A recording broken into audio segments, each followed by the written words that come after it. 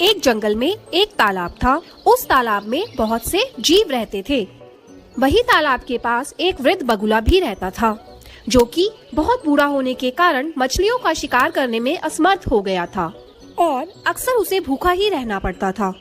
एक दिन जब बगुला तालाब के किनारे बैठा था, तब उसे एक तरकीब सूझी और बगुले ने जोर जोर से रोना शुरू कर दिया। बगुले को रोता देख एक केकड़ा तालाब से बाहर आया और बगुले से पूछा, क्या हो गया है बगले, क्यों रो रहा है पगले तू? ए केकड़ा भाई, मैंने एक आकाशवाणी सुनी है कि इस तालाब का पानी जल्द ही सूख जाएगा और यहाँ के सभी जीव मर जाएंगे। बस इसीलिए मेरी आंखों में आंसू है और अम्मी जान कहती थी कि हो सके तो किसी का भला कर दो। अच्छा है। केकड़े ने यह बात तालाब में जाकर सभी को बताई और सभी जीव इकट्ठा होकर मदद लेने बगुला के पास आए और बगुला से बोले, अला बगला भाई, क्या आप हमें सुरक्षित स्थान तक पहुंचा सकते हैं? हाँ दोस्तों, यहाँ थोड़ी दूरी पर ही एक विशाल तालाब है। मैं तुम सब लोगों को कुछ ही दिनों में वहाँ पहुँचा दूंगा। सभी जीव मान गए।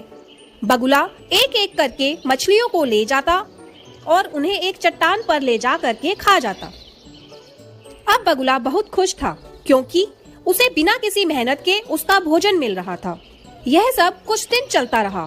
फिर एक दिन केकड़े की जाने की बारी आई। केकड़ा बगुले की पीठ पर बैठ गया और बगुला भी उड़ चला। कुछ दूरी पर केकड़े ने बगुले से पूछा, क्यों बगुले, खुश तो है ना मछलियाँ वहाँ? तू ले जा रहा है मुझे जहाँ। बगुला सोचने लगा कि अब इसे सब सच बता ही देता हूँ, क्योंकि इसे भी अब मैं खाने ही वाला हूँ। नहीं बच्चे, मैंने तो झूठ कहा था।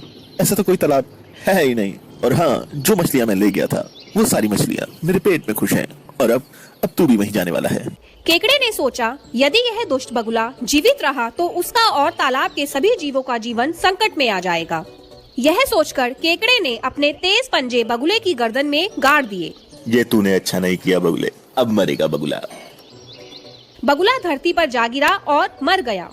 बहुत फड़फड़ा रहा था, जान बचाएगा सबकी। केकड़े ने यह सारी बात वापस तालाब पर जाकर सभी जीवों को बताई। सभी जीवों ने समझदार केकड़े की प्रशंसा की और उसका धन्यवाद किया।